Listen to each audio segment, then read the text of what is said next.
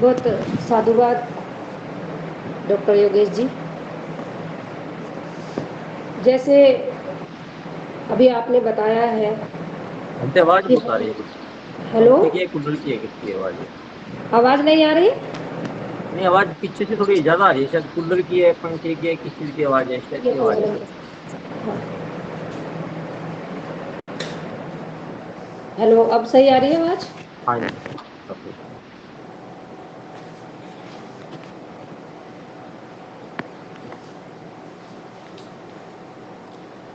जैसे कल हमने ये जाना था कि सिद्धार्थ गौतम ने निर्णय ले लिया था कि अब मुझे जो ये सामाजिक संघर्ष की लड़ाई है, जो सामाजिक संघर्ष जो इस संसार में चल रहा है, उसकी खोज करनी है, उसके कारणों की खोज करनी है।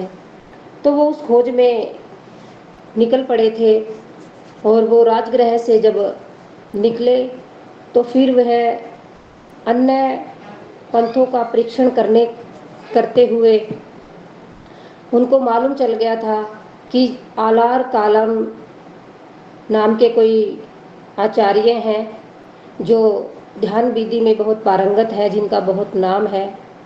तो वो उनसे भेंट करने के लिए निकल पड़े। जब वो रास्ते में उनसे भेंट करने के लिए जा रहे थे तो रास्ते में भृगु ऋषि का आश्रम पड़ा और वो उस भृगु ऋषि के आश्रम में रुके, क्योंकि उस समय में बहुत सारे ऋषि मुनि थे जो अलग अलग तरह से तपस्या कर रहे थे, अलग अलग तरह से ध्यान विधि कर रहे थे, समाधि का मार्ग जान रहे थे। तो सबसे पहले जो सिद्धार्थ गौतम की मुलाकात हुई या भेंट हुई वो भृगु ऋषि से हुई। भृगु ऋषि से जब सिद्धार्थ गौतम मिले तो उन्होंने देखा उनके आश्रम पर जाकर कि वहाँ पर सभी जो तपस्वी थे, जो तपस्या कर रहे थे, वो सभी लोग कोई स्वर्ग की कामना के लिए तपस्या कर रहा था, कोई ईश्वर की प्राप्ति के लिए तपस्या कर रहा था। उसने सिद्धार्थ गौतम ने भृगु ऋषि से तपस्या के बारे में जाना, समझा और फिर उन्होंने भृगु ऋषि से कहा, यह सब देखा समझा, ये सब करने के बाद में उन्होंने कहा कि किसी भी ऐसे आश्रम को देखने का मेरा ये पहला अवसर है कि मैंने ये पहली बार देखा है कि तपस्या इस तरह से की जाती है, इस तरह से ऋषि मुनि तपस्या करते हैं। हमसे आपकी एक मिनट चले हेलो, बंद है।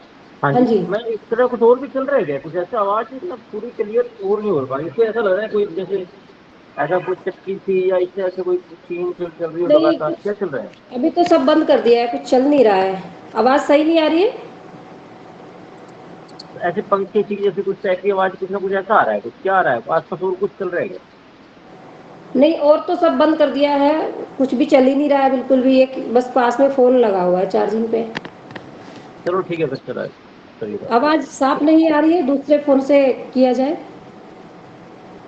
ऐसे ना जैसे घूम की आवाज, अंदर से सा की आवाज, इस टाइप से कुछ चल रहा है, जैसे पैसे चल रही आवाज आ रही है, इस टाइप से लग रहा ये बाहर से आवाज़ आ रही है क्योंकि मैं बुद्ध विहार पे हूँ, त्रिलोक्य बुद्ध विहार पे, तो पीछे ट्रेन है, ट्रेन से जो पटड़ी है, पटरी से भी आवाज़ें आती रहती हैं। है। हाँ ठीक है, चलो ठीक है, ओके ओके, हाँ चलो जी, हाँ जी। ठीक है। मतलब आवाज़ इतनी क्लियर नहीं आती है। वैसे तो गेट बंद है, पंखा भी हमने बंद कर दिया है। ठीक है ठीक है ठीक है, ओके ओके। हाँ, तो जब सिद्धार्थ गौतम भृगु ऋषि से वार्तालाप कर रहे थे, जब उनकी उनसे वार्तालाप हुई तो उन्होंने उनसे कहा कि आपका आपकी है निष्ठा हो सकती है कि आप स्वर्ग लाभ के लिए, स्वर्ग की प्राप्ति के लिए तपस्या कर रहे हैं, किंतु मेरी इच्छा तो संसार के जो जीवन है, संसार में जो जीवन है और इस जीवन में दुख का जो मूल कारण है उसको दूर करने का उपाय खोजना ही मेरा एक लक्ष्य है, उद्देश्य है। मुझे स्वर्ग की कोई लालसा नहीं है, कोई मुझे स्वर्ग के बारे में जानकारी करने का मेरी कोई रुचि नहीं है। तो सिद्धार्थ ने जब भृगु ऋषि से ये बातें कही तो उन्होंने यह कहकर भृगु ऋषि के आश्रम से विदा ली और उनसे फिर उन्होंने कहा, इच्छा जाहिर की कि मैं तो सांख्य दर्शन के बारे में जानना चाहता हूँ, समाधि के बारे में जानना चाहता हूँ। और मैंने सुना है कि आचार्य आलार कालम है जो वो समाधि में बहुत पारंगत हैं, तो आप कृपया करके मुझे उनके बारे में बताएं।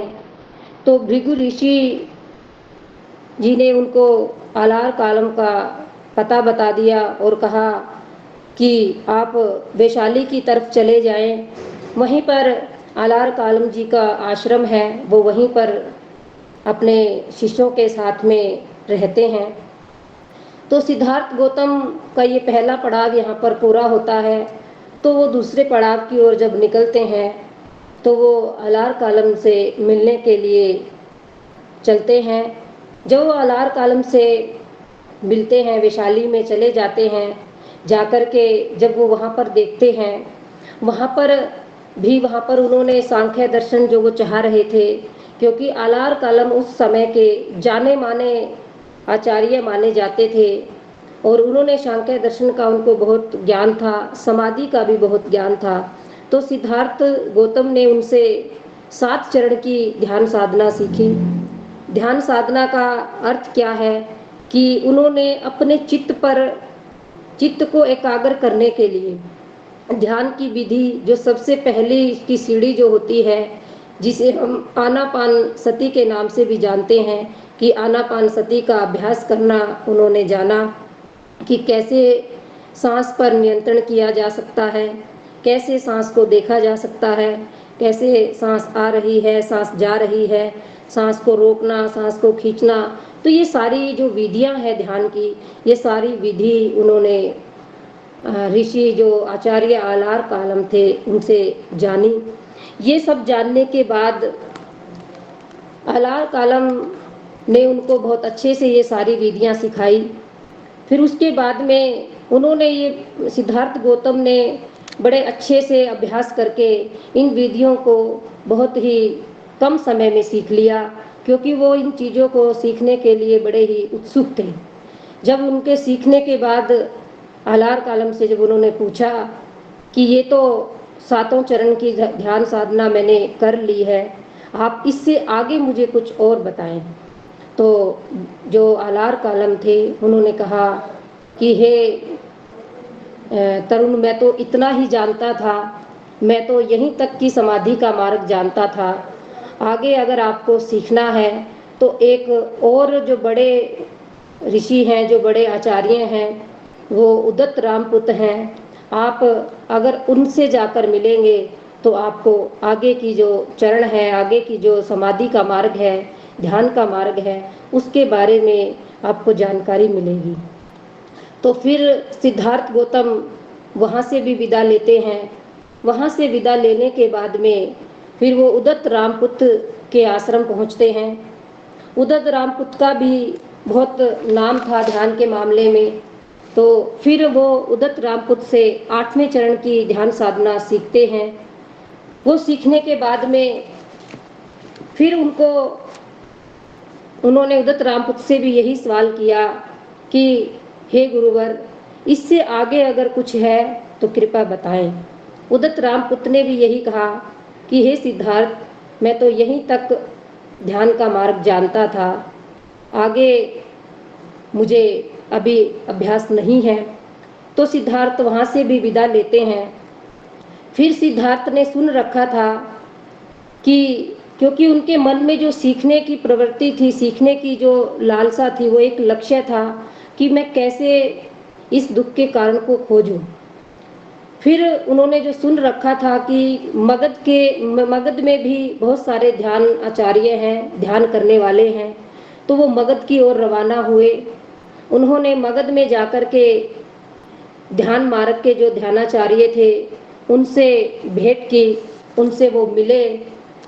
जब वो उनसे मिले तो उन्होंने वहाँ पे जाकर भी ध्यान की विधि को ही सीखा कि कैसे ध्यान की विधि की जा सकती है। जब उन्होंने उसमें ध्यान की विधि सीखी, उसमें उन्होंने सीखा कि इस ध्यान विधि में सांस लेना नहीं था, यानी कि सांस को रोकने की जो एक कला थी, एक विधि थी, उस विधि को उन्होंने उन ध्यानाचार्यों से सीखा। तो सिद्धार्थ गौतम ने इस विधि को भी बड़े जल्दी सीख लिया। क्योंकि चित्त की जो उनकी एकाग्रता थी, जो उन्होंने पहले 7 चरण पूरे किए, फिर 8वां चरण पूरा किया, उसके बाद में उन्होंने अपने सांस को वो आसानी से रोक लेते थे और अपने सांस को आसानी से वो फिर वापिस भी ले आते थे। तो ये बहुत कठिन ध्यान विधि थी, लेकिन उन्होंने इस ध्यान विधि को भी बहुत जल्दी पार कर लिया। उसके बाद में उन्होंने बहुत जल्द ही समाधि का मार्ग और ये सांख्य मार्ग पूरा कर लिया। उसके बाद में उनके मन में आया कि ये चीजें तो मैंने पार कर ली है। अलार कालम जो ऋषि हैं वो भी कह रहे हैं कि मैं तो 7 चरण तक की ही ध्यान जानता हूँ। उदत रामपुत भी ये कह रहे हैं कि मैं तो 8 चरण तक का ही जानता हूँ। इधर जो ध्यानाचार्य हैं उनसे भी मैंने सीख लिया है। लेकिन जो तपश्चर्या का मार्ग था, जो सिद्धार्थ गौतम भृगु आश्रम में जब पहली बार मिले थे, वहां पर उन्होंने वो तपश्चर्या का मार्ग नहीं किया था।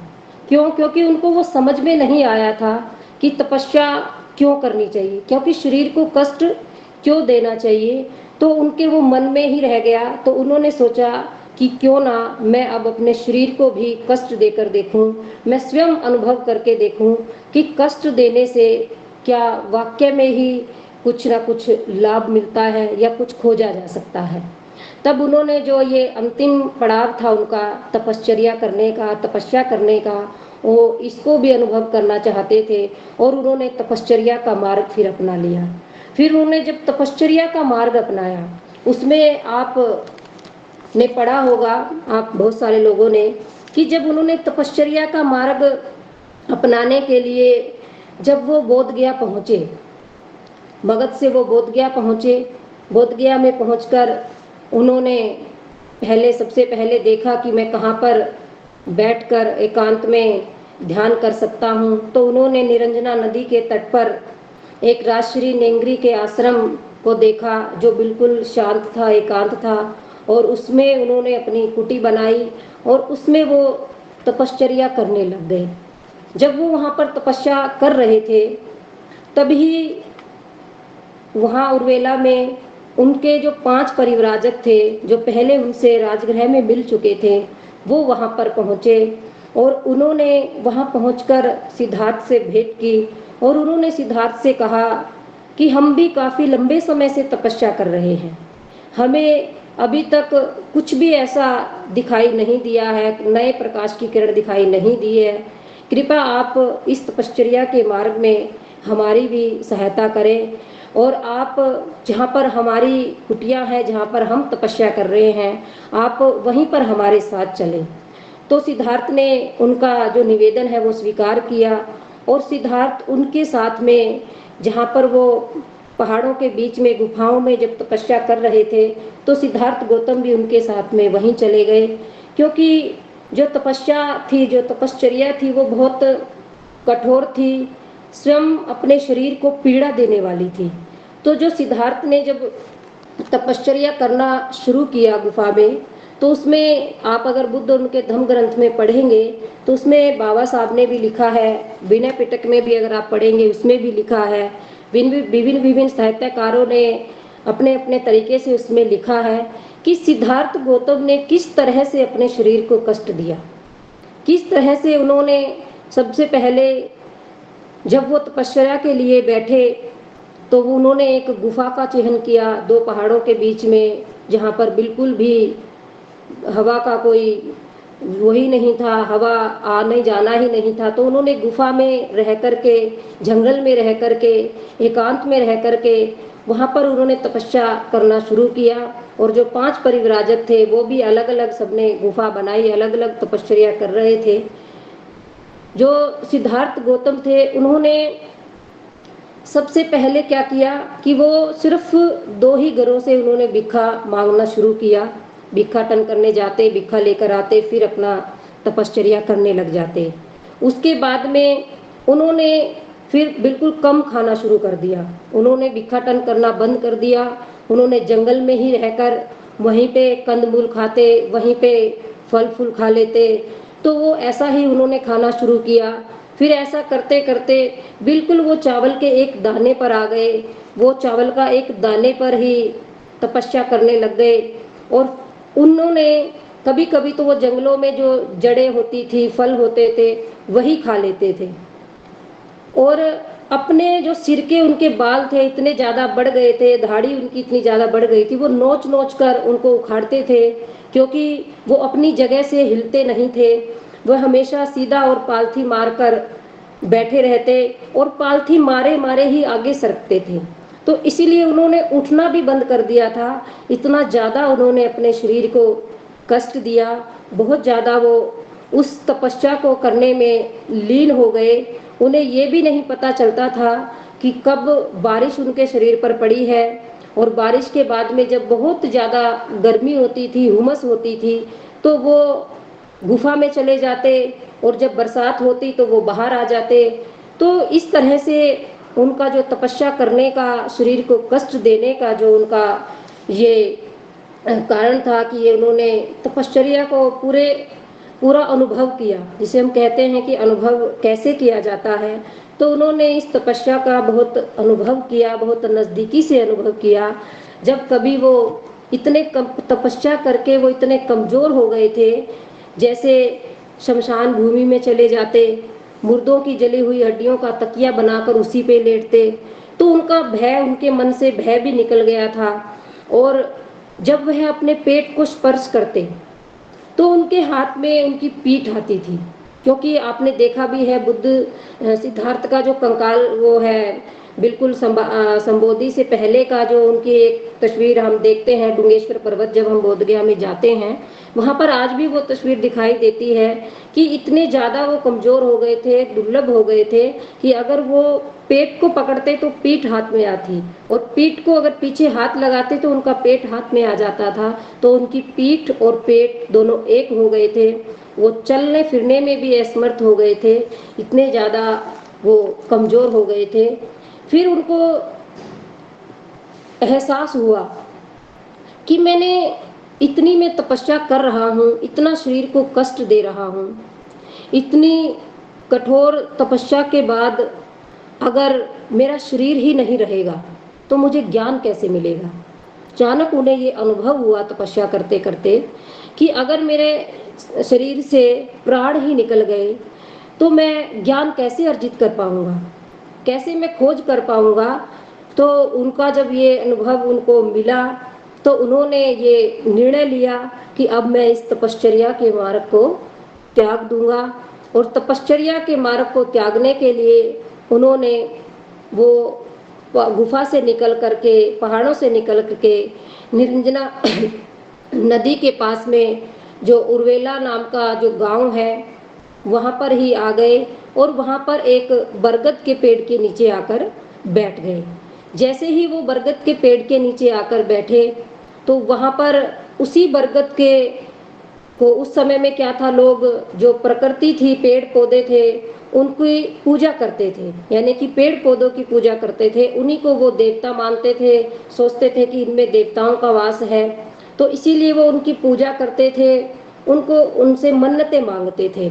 तो बरगद के पेड़ से भी एक सुजाता नाम की जो ग्वाला थी, जो सेनानी उनके पिता थे, तो सेनानी की पुत्री सुजाता ने मन्नत मांग रखी थी, क्योंकि उनको पुत्र प्राप्ति हुई थी कि अगर मुझे पुत्र प्राप्ति होगी तो मैं इस वट वृक्ष को, वट देवता को खीर अर्पण करूंगी, पायस का भोजन अर्पण करूंगी। तो उसने, जब उसको पुत्र प्राप्ति हुई तो उसने अपनी दासी को भेजा कि जाओ पुन्ना, जाकर के जब तक मैं खीर लेकर आती हूँ, जब तक तुम जो बरगद का वृक्ष है, बरगद का पेड़ है, वहां जाकर देखो, साफ सफाई करो। जब पुन्ना साफ सफाई करने के लिए आई तो उन्होंने सिद्धार्थ को देखा, उसने सिद्धार्थ को देखा, वो देखते ही चकित रह गई कि यहाँ पर तो साक्षात वट वृक्ष देवता विराजमान है। और उसने जाकर के सारा वृत्तांत सुजाता को कह सुनाया, और सुजाता को जब उसने ये कह सुनाया तो सुजाता ने जब ये बात सुनी तो सुजाता भी बहुत खुश हुई कि साक्षात वट देवता मेरे खीर को, मेरी मन्नत को पूरी करने के लिए बैठे हैं। तो उसने फिर खीर लेकर के, जब वो स्वर्ण पात्र में, एक सोने के पात्र में खीर लेकर आई और उसने उस खीर को सिद्धार्थ को अर्पित किया, सिद्धार्थ को दिया, क्योंकि सिद्धार्थ भी तपश्चर्या का मार्ग छोड़ करके ये उन्होंने मन में धारण कर लिया था कि अब मुझे तपश्चर्या का मार्ग छोड़ना है, अब मुझे भोजन ग्रहण करना है, ऊर्जा लेनी है और ऊर्जा लेने के बाद में मुझे नए मार्ग का आविष्कार करना है, खोज करनी है। तो इसीलिए उन्होंने उस खीर को, पायस को स्वीकार किया। जब उन्होंने पायस स्वीकार की तो फिर वह खीर का स्वर्ण पात्र लेकर के निरंजना नदी के किनारे गए और वहाँ पे स्नान करने के बाद में खीर ग्रहण की। इस प्रकार उन्होंने तपश्चर्या के मार्ग का पूरी तरह से अंत कर दिया। इस बात से जो 5 परिव्राजक थे वो उनसे रुष्ट हो गए। उन्होंने कहा कि तुम तो भोग विलासी हो गए, तुमने तो तपश्चर्या का मार्ग छोड़ दिया, तुमने तपस्या आदि छोड़ दी। तो वो उससे रुष्ट हो गए, वो उससे उनसे रूठ कर वहाँ से चले गए। फिर सिद्धार्थ ने नए ध्यान के लिए, सिद्धार्थ ने फिर सोचा कि अब मेरे शरीर में ऊर्जा आ गई है, एक शक्ति का संचार हो गया है। अब वो फिर दोबारा से अपने पूर्व के अनुभवों को सोचने लगे, विचार करने लगे कि तपश्चर्या का मार्ग भी विफल रहा, अब मैं आगे क्या करूं ऐसा कि जिससे मैं इस कारण की, जो ये कारण है, जो दुख के कारण है, इनकी खोज कर सकता हूँ, जो संसार में ये चीज़ें हैं इनको जान सकता हूँ। फिर उन्होंने सोचा कि क्यों ना और एक द्वारा से दृढ़ संकल्प के साथ मैं इस काम को आगे बढ़ाऊं।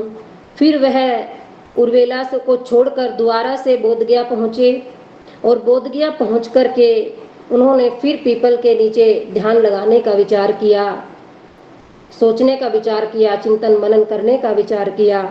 उस पीपल के वृक्ष के नीचे सिद्धार्थ गौतम फिर पैर के ऊपर पैर रखकर सीधे बैठ गए और फिर उन्होंने सोचा कि अब तो चाहे कुछ भी हो जाए, चाहे मेरी त्वचा, नसें और हड्डियां सूख जाए, मेरा सारा मांस और रक्त भी मेरे शरीर में सूख जाए, किंतु पूर्ण रूप से संबोधि प्राप्त किए बिना मैं अब इस आसन को नहीं छोड़ूंगा। तो इस तरह से उन्होंने पूरे 40 दिनों का भोजन उन्होंने इकट्ठा किया और वो संबोधि के प्राप्त करने के लिए ध्यान में बैठ गए पीपल के पेड़ के नीचे। सिद्धार्थ ने जब ध्यान में बैठे तो सबसे पहले उनको मार की सेना ने आ घेरा। मार की सेना क्या है कि उनके मन में फिर बुरे विचारों ने जगह बना ली, फिर उनके मन में बुरे विचार उत्पन्न हो गए, चित्त में प्रवेश करने लगे। फिर सिद्धार्थ ने मार की सेना से कहा कि हे मार, तू मुझे नहीं हरा सकता, क्योंकि मुझ में श्रद्धा है, मुझ में पराक्रम है और मुझ में प्रज्ञा है। हे मार, इसलिए तू मुझे पराजित नहीं कर सकता है। और चाहे वायु इस नदी के स्रोत को सुखा दे, तू मेरे इस दृढ़ निश्चय को नहीं डिगा सकता है। मैं बिल्कुल स्थिर हूँ। जीवन में पराजित होने की अपेक्षा संग्राम में मर जाना ही मैं उचित समझता हूँ। इसलिए हे मार, तू चला जा, क्योंकि तू मुझे नहीं हरा सकता। जब मार ने सिद्धार्थ का यह दृढ़ निश्चय देखा तो मार भी वापिस चला गया, क्योंकि सिद्धार्थ निश्चय कर बैठे थे कि अब चाहे कुछ भी हो जाए, अब तो मुझे ध्यान का मार्ग चुनना ही है, अब तो मुझे खोज करनी ही है। फिर उसके बाद में जब मार की सेना से भी सिद्धार्थ ने विजय पा ली, तो उसके बाद में सिद्धार्थ गौतम द्वारा से समाधि में बैठे, ध्यान लगाया। ध्यान लगाने में इसमें जब हम देखते हैं, जो बुद्ध और उनका धम्म ग्रंथ है, उसमें बाबा साहब लिखते हैं, संक्षेप में इसमें लिखा हुआ है कि उन्होंने वैसे तो 7 स्टेप थे, लेकिन 4 चरण की जो ध्यान साधना थी, पहले में जो उन्होंने 4 चरण की ध्यान साधना की थी, कि पहली अवस्था में जब उन्होंने देखा कि कारण और खोज पर ही उन्होंने विचार किया। जो उनकी पहली अवस्था थी कि कारण और खोज, कि किसी भी काम का कोई कारण होता है और फिर उसकी खोज कैसे की जाती है। दूसरी जो अवस्था थी वो अवस्था है एकाग्रता, कि हम अपने मन को कैसे एकाग्र कर सकते हैं। तीसरी जो उनकी अवस्था थी वो समभाव और सचेतना, यानी कि मन में हमारे कैसे समता का भाव आए और कैसे हम सचेत मन से सचेतना हमारे अंदर उत्पन्न हो। और चौथी जो अवस्था थी वो अवस्था थी कि समभाव में समचित्ता और सचेतना भी उन्होंने शामिल कर ली, यानी कि जब चित्त एकाग्र हो गया, निर्मल हो गया, दोष रहित हो गया, दूषण रहित हो गया, ग्रहण करने योग्य हो गया, हर काम में दक्ष हो गया, भावना रहित हो गया, तब वो इस चीज को जान पाए कि जो संसार है, इस संसार में दुख है। और दूसरी समस्या क्या है कि दुख का अंत करके ही मानव जाति को सुखी बनाया जा सकता है। सिर्फ ये 2 ही बातें हैं कि इस संसार में दुख है और इस दुख को दूर करके ही संसार को सुखी बनाया जा सकता है। अब बीच का क्या रास्ता है, अब पता लग गया कि दुख तो है। फिर सिद्धार्थ को पता लगा कि दुख है, लेकिन उस दुख का कारण भी कोई ना कोई है, जिसे हम 4 श्रेष्ठ सत्य बोलते हैं। कि जो सिद्धार्थ गौतम थे, जब वो बुद्ध बने, संबोधि प्राप्त हुई, तो सबसे पहले उन्हें जो यही ज्ञात हुआ कि जो 4 श्रेष्ठ सत्य हैं उनका उनको अवबोध हुआ, उनका उन्होंने ज्ञान प्राप्त किया कि 4 जो श्रेष्ठ सत्य है, दुख है, दुख का कारण है, दुख का निवारण है और दुख का निवारण का भी कोई मार्ग है। अब इन 4 श्रेष्ठ सत्यों में जो जो बातें आती हैं, सबसे पहले दुख का कारण कैसे है, जिसे हम प्रत्यय समुत्पाद के माध्यम से भी समझ सकते हैं कि प्रत्यय समुत्पाद क्या है। प्रत्यय समुत्पाद जन्म और मरण का चक्र। अगर व्यक्ति जन्म और मरण के, ये बंद करिए बेट, जन्म और मरण के चक्कर से मुक्त हो जाता है तो वो दुखों से मुक्त हो जाता है। प्रत्यय समुत्पाद की अगर हम बात करते हैं, बुद्ध और उनके धम्म ग्रंथ में प्रत्यय समुत्पाद के बारे में सिर्फ बाबा साहब ने प्रत्यय समुत्पाद लिखा हुआ है, उसकी व्याख्या इसमें नहीं है। उसकी व्याख्या अगर हम देखेंगे तो विनय पिटक में भी है और दूसरे साहित्य में भी है कि जो प्रत्यय समुत्पाद है, जो दुख का कारण है, जो जन्म चक्र है, जो कार्य, कारण और परिणाम, यानी कि कोई भी कार्य है उसका कोई कारण होता है और फिर उसका कोई परिणाम होता है। तो पहली जो उनकी खोज हुई वो इसी पे हुई कि दुख का कारण क्या होता है, किस लिए दुख होता है। तो दुख किसके लिए होता है कि व्यक्ति का जब जन्म होता है, जन्म के बाद में जो पूरी उसकी श्रृंखला होती है, मरण तक, जो मृत्यु तक जो उसकी श्रृंखला होती है, उस पूरे में उसे किस तरह से दुख मिलता है, क्या कारण होते हैं, कैसे उसे निवारण करना है, ये सारी बातें उसमें आती है।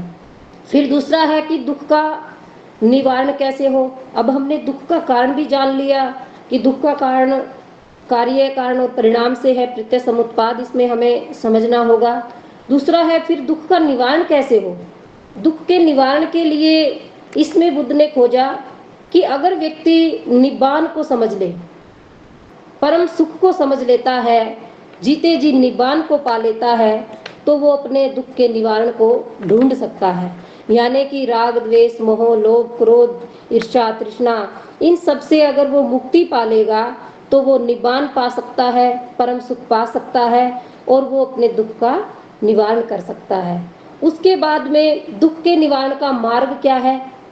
मार्ग बुद्ध ने कहा है कि जो अष्टांगिक मार्ग है, यानी कि आप अपने शरीर को कष्ट भी ज्यादा मत दो, आप अपने शरीर को भोग विलास में भी मत रखो, आप मध्य में रहो, मध्यम मार्ग को आप अपनाओ। मध्यम मार्ग को ही तथागत बुद्ध ने मध्यम मार्ग की ही देशना दी। ये वो सारी बातें हैं जब सिद्धार्थ गौतम अनुभव कर रहे हैं उन्हें संबोधि प्राप्त हो रही है। संबोधि प्राप्त होते होते उन्होंने प्रत्यय समुत्पाद की खोज की, उन्होंने अष्टांगिक मार्ग की खोज की, उन्होंने 4 आर्य सत्य की खोज की। जो अष्टांगिक मार्ग है उसमें भी आपको मालूम है कि उसमें सबसे पहले यही है कि हमें सम्यक दृष्टि, हमारी जो दृष्टि है वो सम्यक होनी चाहिए, हमारा जो संकल्प है वो भी सम्यक होना चाहिए, हमारी जो वाणी है वो भी सम्यक होनी चाहिए, हमारा जो व्यवहार है वो भी सम्यक होना चाहिए, हमारी आजीविका है वो भी सम्यक होना चाहिए, और व्यायाम हमारा सम्यक होना चाहिए, स्मृति, समाधि। तो ये जो 8 बातें हैं, अगर ये बातें मनुष्य के जीवन में आ जाती है, इन बातों को अगर हम बारीकी से समझते हैं, परम श्रद्धेय बंते जी ने इन बातों को बहुत बार बारीकी से समझाया है, अष्टांगिक मार्ग को बहुत बार समझाया है। अगर हम इन बातों पर चिंतन मनन करते हैं कि क्या तथागत बुद्ध ने उस समय में जब इन बातों को खोजा, इन बातों को जब उन्हें संबोधि प्राप्त हुई, और अगर हम इन बातों को अब अपने जीवन में उतारते हैं तो हमारे जीवन में क्या प्रभाव पड़ता है, हमें इस पर चिंतन मनन करना चाहिए कि जो संबोधि प्राप्त हुई थी वो इन तीनों चीजों की ही थी कि दुख है, दुख का कारण है, दुख का निवारण है, और उसका मार्ग है। जो दुख था वो क्या था कि व्यक्ति जब जन्म लेता है, फिर उसके बाद में उसे जन्म के बाद में उसके अंदर जो भी राग द्वेष मोह ये सब चीजें उत्पन्न होती है धीरे धीरे जब वो बड़ा होता है। फिर उसके बाद में उसको कैसे दूर किया जाए, बुद्ध ने उसका जो मार्ग बताया है वो अष्टांगिक मार्ग बताया है। इसे हम ऐसे भी समझ सकते हैं कि बुद्ध ने जो धम्म का मार्ग बताया वो 3 तरह से बताया। जो पहला है वो पवित्रता का पथ है, पवित्रता का पथ जिसे हम 5 शील कहते हैं, पंचशील कहते हैं कि 5 शीलों का हमें पालन करना है। दूसरा है धम्म परायणता का पथ जिसे हम अष्टांगिक मार्ग कहते हैं। बुद्ध ने अष्टांगिक मार्ग की भी खोज की कि आपको धम्म परायणता के पथ पर चलना है। और तीसरा है सील का मार्ग, सील मार्ग जो 10 पारमिताएं हैं। तो 10 पारमिताएं, अष्टांगिक मार्ग और 5 शील, हम अगर इन चीजों को अच्छे से समझते हैं तो हमें समझ में आएगा कि सिद्धार्थ गौतम को जो संबोधि प्राप्त हुई थी, जो उनको बुद्धत्व प्राप्त हुआ था, जब वो बुद्ध बने थे तो वो इन सब चीजों से ऊपर उठकर ही बुद्ध बने थे। इन सब बातों का उनको अनुभव हो गया था और उन्होंने वो पूरी तरह से निर्लेप हो गए थे इन सब चीजों से, पूरी तरह से वो समता के भाव में आ गए थे, वो बोधिसत्व से भी ऊपर उठ गए थे। जैसे इसमें बोधिसत्व के बारे में भी बाबा साहब ने बताया है कि जो बोधिसत्व होते हैं वो 10 सीढ़ियों से उन्हें पार उतरना पड़ता है। जब वो 10 सीढ़ियों से पार उतर जाते हैं तो वो बुद्ध बन जाते हैं।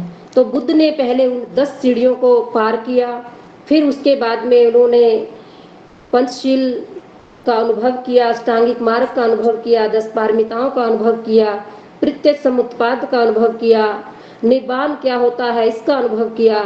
तब उनको नए प्रकाश की जो किरण है वो दिखाई दी। और जो हम कहते हैं कि नए प्रकाश की जो किरण है वो यही है कि हम 5 शीलों का किस तरह से पालन करें, हम अष्टांगिक मार्ग को किस तरह से समझे, हम 10 पारमिताओं को किस तरह से समझे। तो यही उनके नए प्रकाश की किरण थी और इसी तरह से उन्होंने संबोधि को प्राप्त किया।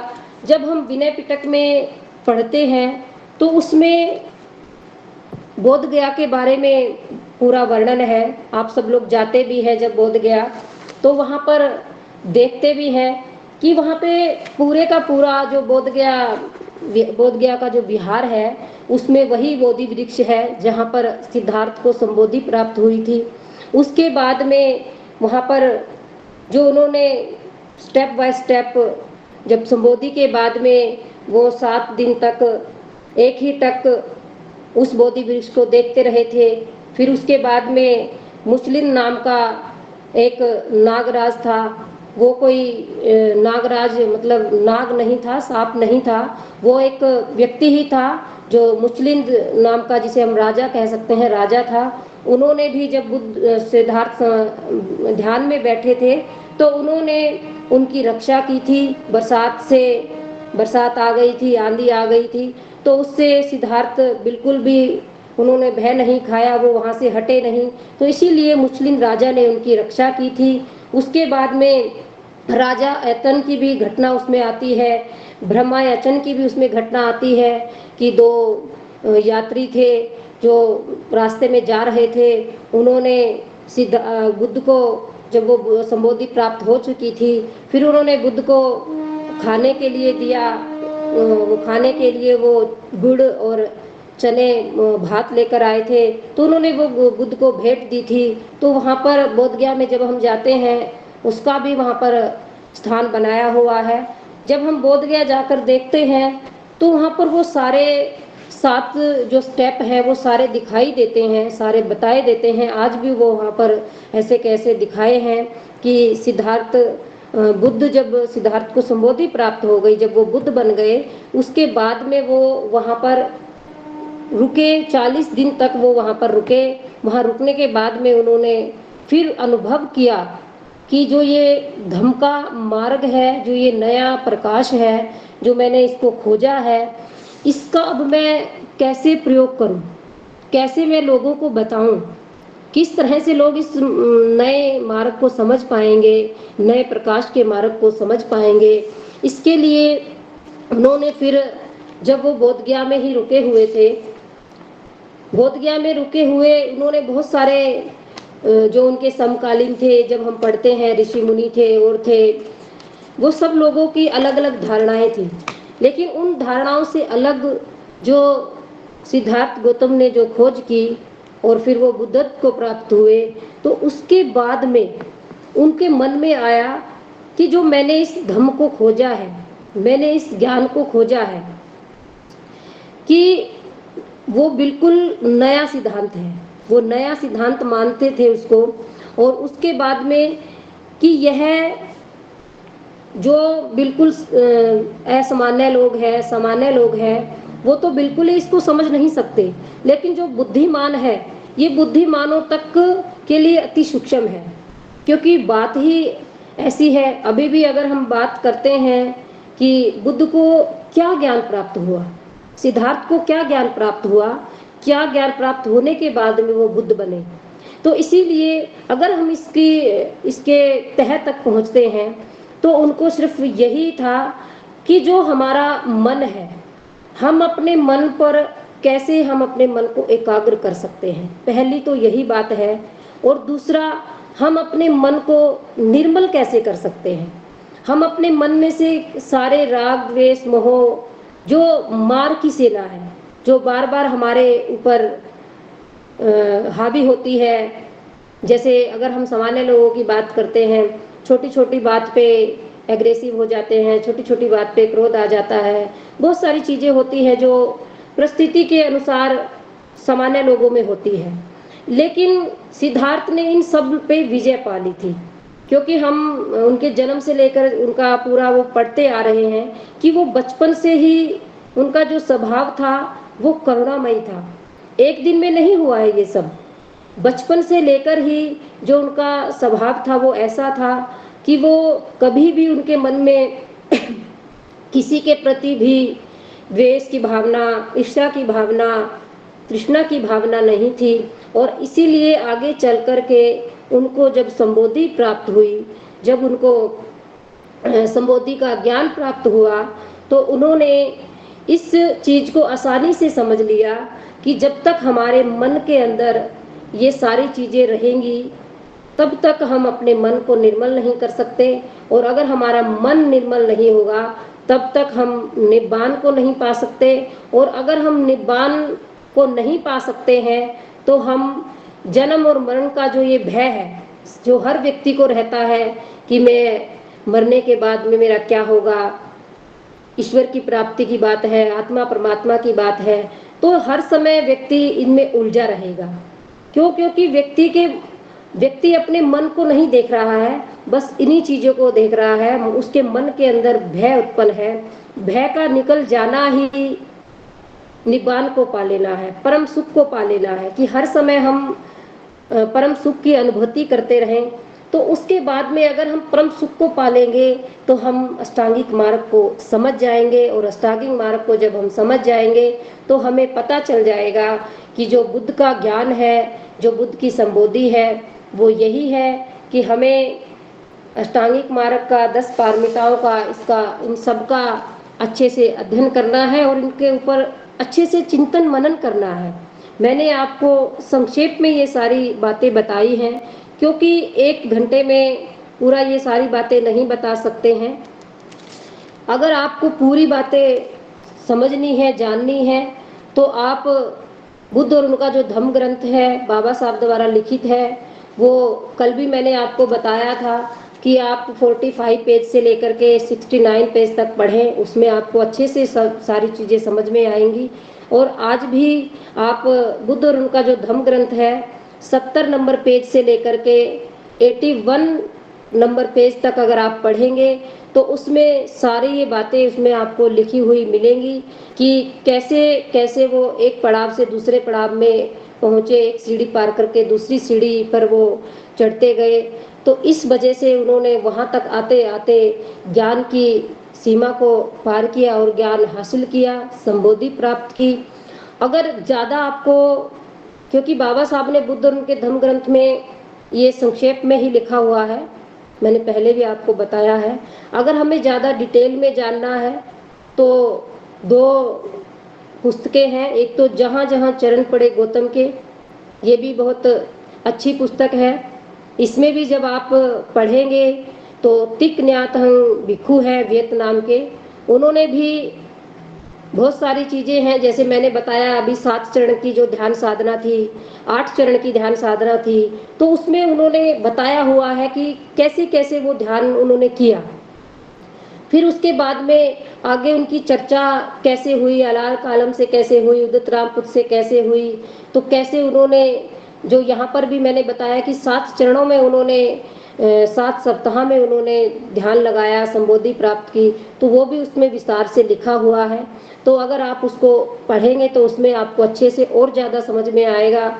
और अगर विनय पिटक में भी आप, जो त्रिपिटक का हिस्सा है, उसमें भी अगर आप जानेंगे तो उसमें भी ये उसका सार बहुत अच्छे से लिखा हुआ है विस्तार से, तो उसे भी आप कर सकते हैं। मैंने जो आज आपको ये संबोधि का मार्ग बताया है कि बुद्ध को, सिद्धार्थ को संबोधि प्राप्त हुई जब वो बुद्ध बन गए, तो वो ऐसे ही बुद्ध बने थे। और ये भी बुद्ध और उनके धम्म ग्रंथ में जो लिखा हुआ है कि हमें जो 4 आर्य सत्य है, उनको श्रेष्ठ सत्य है, उनको समझना है कि दुख है, दुख का कारण है, उसका निवारण है और उसका एक मार्ग है। जो मार्ग है वो अष्टांगिक मार्ग है, उसे हमें समझना है। और अष्टांगिक मार्ग जब हमें समझ में आ जाएगा तो हमें धम्म समझ में आ जाएगा। और हमें बुद्ध की जो बुद्धत्व था कि उनको किस तरह से उन्होंने खोजा, क्या क्या उन्होंने खोजा, यही हमें लगेगा कि ये उनकी अद्भुत खोज थी। उन्होंने आत्मा परमात्मा के बारे में कोई चर्चा नहीं की, उन्होंने ईश्वर के बारे में नहीं कहा, उन्होंने स्वर्ग की प्राप्ति के बारे में नहीं कहा।